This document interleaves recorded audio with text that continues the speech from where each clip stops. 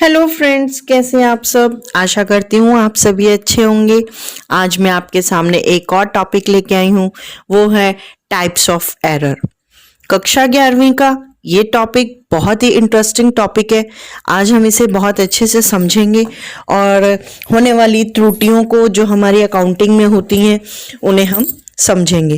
तो मेरे प्यारे दोस्तों, आशा करती हूँ कि आपको मेरी वीडियोस अच्छी लग रही होंगी और आपको समझ भी आ रहा होगा कि हम क्या अकाउंटिंग में सीखना चाह रहे हैं और कैसा मैं पढ़ा रही हूँ। लाइक शेयर जरूर करते रहें मेरी वीडियो को, और अगर आप मेरे चैनल के नए व्यूअर हैं तो सब्सक्राइब कर लीजिए और बेल आइकन को दबाना बिल्कुल ना भूलिएगा, ताकि मेरी हर नई वीडियो की नोटिफिकेशन आपके पास आती रहे और आप किसी भी नए टॉपिक से चूके नहीं। तो मेरे प्यारे दोस्तों, आशा करती हूँ कि आपको मेरी पिछली वीडियोस अच्छी लगी होंगी। लाइक और कमेंट करके मुझे ताकि अच्छे से बताते रहें कि मेरा मोटिवेशन बढ़ता रहे और मैं आपके लिए वीडियोस इसी तरीके से बनाती रहूं। आपके लाइक से ही मेरा मोटिवेशन बढ़ेगा। तो चलिए स्टार्ट करते हैं आज की video. Types of error. Error का मतलब क्या है? An error is something you have done which is considered to be incorrect or wrong or which should not have been done. Error क्या होता है? एरर मतलब गलती। इस अकाउंटिंग में हम यही समझना चाहते हैं कि एरर जो है क्या है। एरर एक ऐसा है, कुछ ऐसा कंसिडर करते हैं हम जिसको हमें ये लगता है कि ये गलत है, ये सही नहीं है, उसे हम क्या कहेंगे? एरर, गलती। और इसी तरीके से accounting error are those mistake which occurs in the book keeping और accounting relating to a routine activity or relating to the principles of accounting. The accounting errors happen in entering the transactions in journal or subsidiary books or at the time of posting of entries into the ledger. The accounting error may happen because of the omission, commission, principal or as a compensating of error. Auditing के through ही हमें इस बात की जानकारी हो पाती है कि कंपनी में बैलेंस शीट कंपनी एक्ट के अकॉर्डिंग बनाई गई है या नहीं। ये तभी पता चल सकता है जब हम उस कंपनी के अकाउंट्स, डॉक्यूमेंट्स और उसके वाउचर्स की जांच करते हैं। इसीलिए कंपनी को अपने अकाउंट्स की ऑडिट करनी पड़ती है, ताकि जो हमने एरर करे है ना, त्रुटिस, उसमें होने वाली जो गलतियां हैं वो हमें पता चलते रहे। पता है, ऑडिट भी हम दो तरह से करते हैं। एक ऑडिटिंग हमारी कंपनी के इंटरनल ऑडिट होते हैं, एक बाहर से ऑडिटर्स आते हैं। तो हमारी जब हम ऑडिट करवाते हैं ना इंटरनल, तो उसमें भी हमारी त्रुटियां, जो एरर्स हैं, वो सामने आ जाते हैं और हम जो बाहर से हमारे ऑडिट करने के लिए आते हैं हम उनसे बच जाते हैं। तो गलतियां का होना एक स्वाभाविक है, एक ह्यूमन का नेचर है, वो गलती करेगा। तो भले ही वो कितनी सावधानी से की गई हो, वो कुछ ना कुछ गलती करेगा ही। यहाँ तक कि अलग अलग प्रोसीजर, चेकिंग और वेरिफिकेशंस को अप्लाई करने के बाद भी ट्रांजैक्शन को रिकॉर्ड करने में गलतियां हो जाती हैं। ऑडिट कराने का उद्देश्य ये है कि हमारी जो गलतियां हैं, त्रुटियां हैं, पता लग जाए उन्हें रोका जा सके। इसलिए हम एक ऑडिटर इन सारी गलतियों का पता लगाता है, हमारा जो ऑडिटर है, और उसे अथॉरिटीज या ऑनर को बताता है। इसके लिए यह जानना बहुत ही जरूरी है कि ये एरर्स कितने टाइप के होते हैं। तो अब हम इन एरर्स पर हम जानेंगे। मेनली ये एरर्स जो है ना, टू टाइप्स कॉमन जो हैं वो टू टाइप्स के होते हैं, which are usually occurred at the time of preparation of financial statement as discussed below. अब ये हैं errors. Types of error. Error which affects only one account. Error which affects two or more accounts. अब यहाँ पर मैं आपको समझा रही हूँ कि दो टाइप्स के एरर होते हैं। दो गलतियां ऐसी होती हैं, या तो वो एक ही अकाउंट को इफेक्ट करती है, या वो दो या दो से ज्यादा को इफेक्ट करती है, या एक को भी इफेक्ट नहीं करती लेकिन गलती होती है। ठीक है, जो एक को करती हैं उसे देखते हैं। Omission of posting of balance in trial balance error of carried forward of balance, error of casting and posting. देखो, जब हम ट्रांजैक्शन करते हैं तो हमसे कुछ गलतियां पोस्टिंग करते हुए हो जाती है। पोस्टिंग ऑफ बैलेंस, बैलेंस को पोस्ट करते हुए ट्रायल बैलेंस में हो गई। एरर ऑफ कैरी फॉरवर्ड करने में हमारा बैलेंस कुछ और लिखा गया। Error of casting and posting. अब आता है two or more accounts, the nature of error which error occur during the preparation of financial statement. अब फाइनेंशियल स्टेटमेंट बनाते हुए हमसे तीन तरह की गलतियां ये हो गई हैं। तो अब इन्हें हम कैसे देखेंगे? इन्हें देखेंगे error of posting in wrong account, किसी गलत अकाउंट में पोस्ट कर दिया। Error of principle, error of omission. देखिए मेरे दोस्तों, मैं आपसे एक रिक्वेस्ट बार बार करना चाहूंगी, मेरी वीडियो को जब आप समझें, मेरी या किसी की भी वीडियो को देखें, समझें, आपको वो वीडियो तभी समझ में आएगी टॉपिक की जब आप उसकी पूरी वीडियो को देखेंगे। तो मैं आपसे आशा करना चाहूंगी कि जिस टॉपिक को आप मेरी वीडियो को देखेंगे तो पूरी देखें, ताकि आपको पूरा कंसेप्ट क्लियर हो जाए कि मैं क्या कहना चाहती हूँ और आप क्या समझ रही हैं, क्या मैं सही पहुंच रही हूँ। मुझे अपने आप कमेंट जरूर करके बताएं ताकि मेरा मोटिवेशन बढ़ता रहे। ठीक है, चलिए। तो इसमें आपको मैंने बताया ये 4 टाइप्स के होते हैं error. Error of commission, error of omission, error of principles, error of compensating errors. ये एरर्स ही हम आज समझ रहे हैं बहुत अच्छे से। त्रुटि का मतलब यही है कि हम गलती क्या करते हैं। गलती मतलब गलती, एरर गलती। जब हम यहाँ कुछ काम कर रहे होते हैं ना, तो कई बार गलती करने के भी मौके होते हैं। इसीलिए एक लेखाकार की रिकॉर्डिंग, पोस्टिंग करने या खाता बही को संतुलित करने के दौरान कई संभावनाएं उसने अपने काम में गलती की है। इस प्रकार की गलती है। तो इस प्रकार की गलती को लेखांकन की त्रुटि के रूप में माना जाता है। इन गलतियों को जो हम सुधारने की प्रक्रिया होती है उसे हम क्या कहते हैं? Error of rectification. इसके लिए हम एक और नई वीडियो बनाएंगे, उसको आपको अच्छे से समझाऊंगी what is the meaning of error of rectification और किन किन प्रकारों से हम त्रुटियों में सुधार कर सकते हैं। तो अभी हम एरर ऑफ कमीशन की ओर बढ़ते हैं। तो जब हम परीक्षण करते हैं ना, तो संतुलन का समझौता करने के लिए हम बहुत सारे एरर फ्री लेखांकन का प्रमाण नहीं है कि कुछ प्रकार की त्रुटियां हमने करी हैं जो परीक्षण शेष के कुल प्रभावित नहीं करेंगी। मान लीजिए कि किताबों में पूरे लेन देन की गैर रिकॉर्डिंग या ट्रायल बैलेंस के कुल को प्रभावित नहीं करेगा, क्योंकि हमने ना तो डेबिट दर्ज किया ना ही क्रेडिट। इसलिए हम सभी त्रुटियों को 2 मुख्य रूप से शीर्षक में विभाजित कर देते हैं। वो कौन कौन से? त्रुटि जो परीक्षण शेष द्वारा प्रकट की गई या त्रुटि जो परीक्षण शेष द्वारा प्रकट नहीं हुई। मीन्स जो जिन पर इफेक्ट डला और जिन पर इफेक्ट नहीं डला। ठीक, अब ये एरर ऑफ कमीशन।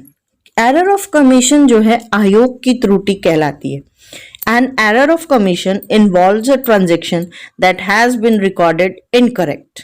साफ शब्दों में आपको मैंने बताया कि ऐसा एरर जो ट्रांजैक्शन करते हुए खातों की वित्तीय लेन देन में गलत रिकॉर्डिंग के कारण कमीशन की एक त्रुटि कहलाती है। ठीक है, for example subtracting a figure which should have been added. एक फिगर को हमें सब्ट्रैक्ट करना था, वो हमने ऐड कर दिया। तो ये ह्यूमन नेचर की गलती का सामने आपके सामने हुआ। टोटलिंग और रॉन्ग बैलेंसिंग, रॉन्ग रिकॉर्डिंग कर दिया, ये इफेक्ट डालता है ट्रायल बैलेंस पे। इसको हम क्या कहते हैं? Error of commission. ठीक है ना। जैसे इसी प्रकार की जो त्रुटियां होती हैं उसे हम रिकॉर्डिंग एरर भी बोलते हैं। रिकॉर्डिंग एरर जब एक लेखाकार मूल प्रविष्टि पुस्तक में गलत राशि के साथ लेन देन करता है। मान लीजिए एक को हमने कर्मचारी को वेतन के रूप में 10,000 रुपए का भुगतान किया जाता है, लेकिन नगद खाते में दर्ज कर दिया गया। कितना? 1,000 रुपए। हमने करना कितना था? 10,000 रुपए देते हैं उसे, कर दिया हमने 1,000 रुपए। तो ये रिकॉर्डिंग गलत हुई ना। वेतन खाते में इस प्रकार का जो परीक्षण किया, ट्रांजैक्शन किया, शेष राशि के लिए समझौते को प्रभावित नहीं करता। ठीक है। अब एक और होता है इसी के अंदर कमीशन के अंदर रिकॉर्डिंग एरर। अभी समझा हमने क्या, रिकॉर्डिंग एरर। इसके बाद क्या आता है, ledger balancing error. Ledger balancing error किसे कहते हैं, कुछ खाते बही के गलत संतुलन के कारण इस प्रकार की त्रुटियां उत्पन्न हो रही होती हैं कि त्रुटियां परीक्षण संतुलन के समझौते को प्रभावित करती हैं, साफ साफ दिखाती हैं कि भाई यहाँ पर तुमने गलती करी हुई है। जैसे फर्नीचर और फिक्सेशन जो होता है ना, फिक्सेशन हमारा काउंट का बैलेंस वो 1000 रुपए से अधिक हो गया। ठीक है, इसलिए इस त्रुटि के कारण ट्रायल बैलेंस का डेबिट पक्ष 1000 रुपए से अधिक दिख रहा है। ठीक है ना, जो हमें साफ साफ दिखता है, लेजर बैलेंसिंग एरर कहलाती है।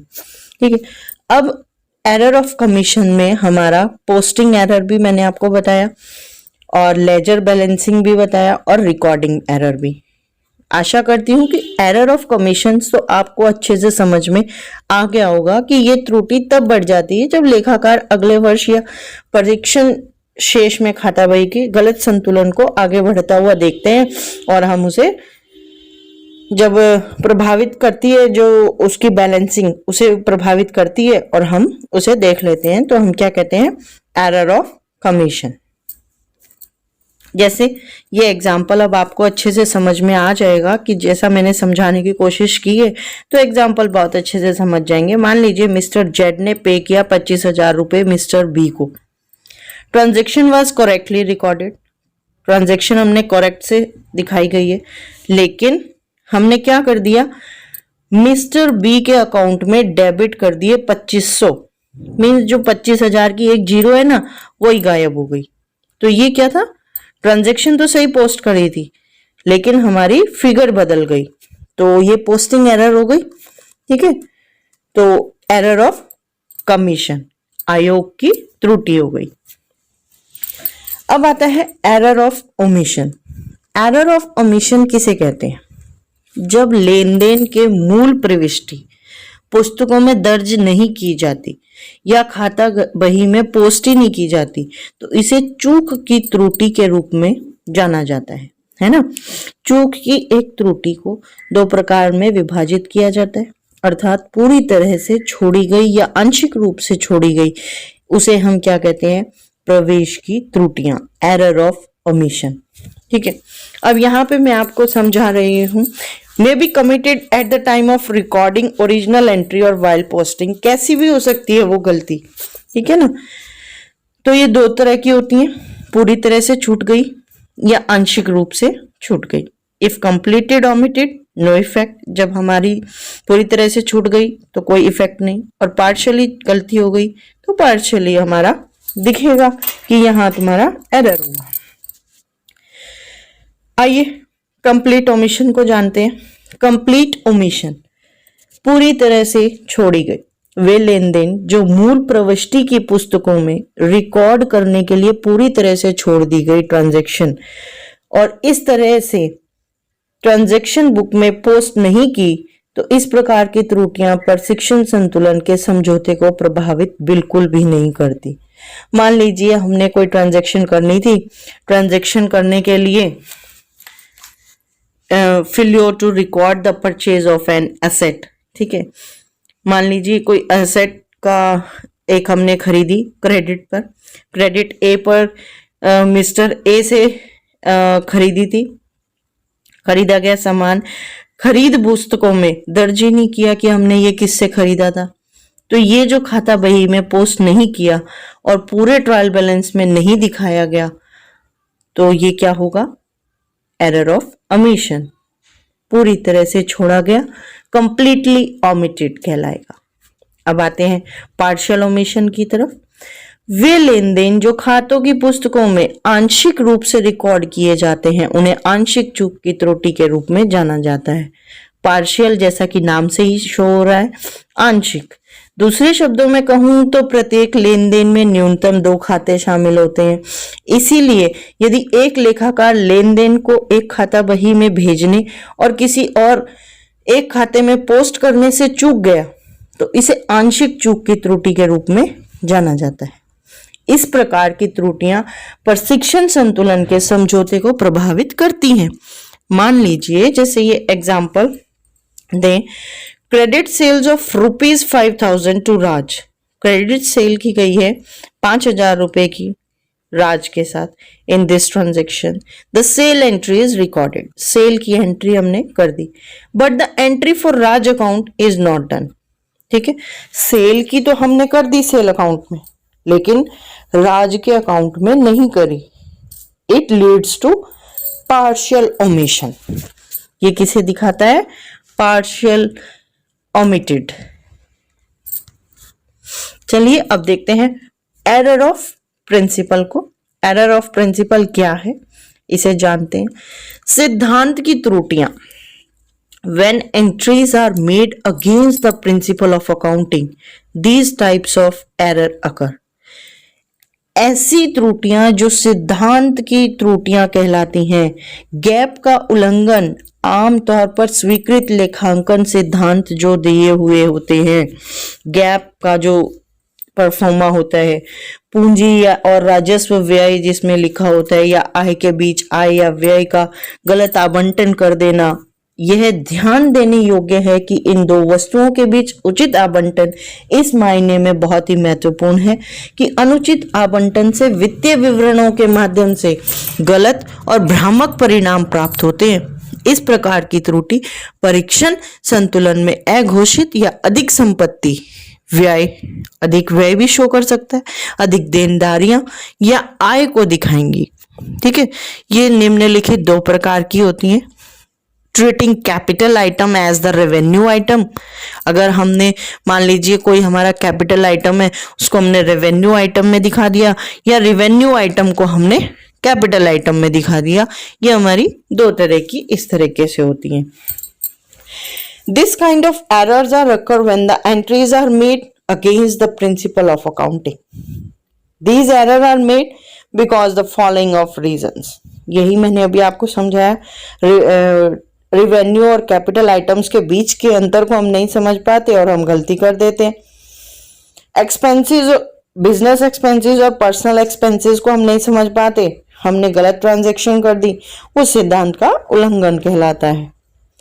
Error happens because inability to make distinction between the productive expenses and non-productive expenses।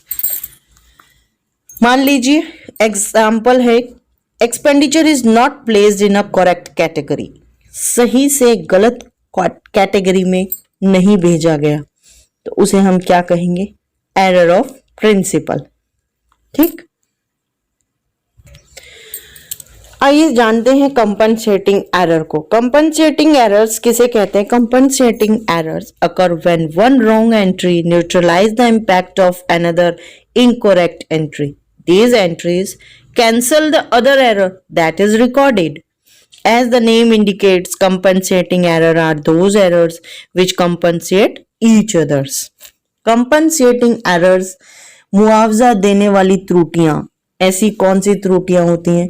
जब दो या दो से अधिक त्रुटियों को इस तरह से उठाया जाता है कि एक त्रुटि का प्रभाव दूसरों के प्रभाव से क्षतिपूर्ति करता है, तो क्षतिपूर्ति त्रुटि के रूप में जाना जाता है। ये त्रुटि प्रशिक्षण संतुलन के समझौते को प्रभावित नहीं करती है, ये इसका प्लस पॉइंट है। एग्जाम्पल देखते हैं। If a sale of ₹500 to Ram is debited as only of ₹50 to his account. Ram के अकाउंट में हमने सेल किया था 500 रुपए को और कर दिया हमने 50 रुपए से। When a sale of ₹50 to Shivam is debited as of ₹500। जबकि हमें राम के अकाउंट में हमें 500 से दिखानी थी, वो हमने शिवम के अकाउंट में दिखा दिया कि उसको डेबिट कर दिया 500 से। तो ये क्या हो गया? कंपनसेटिंग, जो वहां का बैलेंस था वो यहाँ से कंप्लीट हो गया। These errors also do not effect the agreement of balance और बैलेंस शीट और therefore location is also difficult. इसको ढूंढ पाना भी काफी मुश्किल होता है और ये कोई इफेक्ट नहीं डालता। तो मेरे प्यारे दोस्तों, आशा करती हूँ कि आपको ये समझ में आ गया होगा कि लेखांकन त्रुटियां क्या होती हैं और इनका ये त्रुटियां ट्रायल बैलेंस की अंक गणितीय की सटीकता को प्रभावित कर सकती हैं कि नहीं कर सकती हैं। लेखांकन के बहुत ही उद्देश्य को पराजित कर सकती है कि नहीं कर सकती है। संतुलित ट्रायल बैलेंस तैयार करते हुए हम किस तरीके से इसको पकड़ लेते हैं, गलतियों को कैसे जानते हैं और किस तरीके से इन्हें ठीक किया जा सकता है। सटीकता के प्रमाण को हम किस तरीके से ऑडिट करते हुए पकड़े, आपको मेरी इस वीडियो से समझ में आ गया होगा। Thanks for watching my channel. मैं डॉक्टर प्रियंका गौड़ एक और नई वीडियो के साथ सामने आऊंगी। Thanks for watching my channel.